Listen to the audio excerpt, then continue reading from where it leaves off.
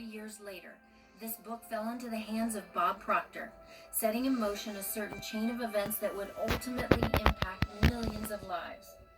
At the time, Bob had been a serious student of human potential for close to a decade, ever since a chance discovery of Napoleon Hill's renowned work Think and Grow Rich had revolutionized his thinking and redirected the course of his life.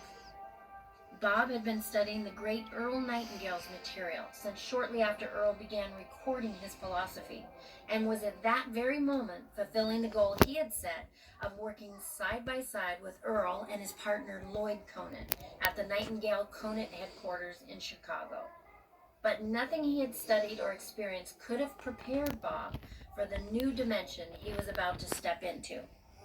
On that night, over dinner at his home, Lloyd Conant began telling Bob about the near magical powers of a little green book he himself had stumbled upon years earlier. It was this book, Lloyd said, that had given him an infallible formula for wealth and success, and led directly to the creation of his and Earl's company. Captivated, Bob asked him the name of this extraordinary book.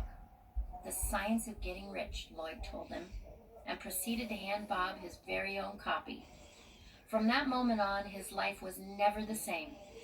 Bob studied The Science of Getting Rich backwards and forwards until he'd memorized it. He internalized its insights and instructions so thoroughly that they became a part of his very being, the automatic underpinning of every word he spoke, wrote, and every action he took.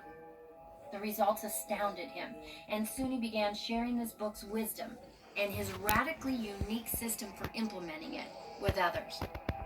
Since then, millions of people all over the world have discovered and mastered the certain things Wattles describes in his book, and become very rich as a result, thanks to Bob Proctor's in-depth interpretation and expert step-by-step guidance.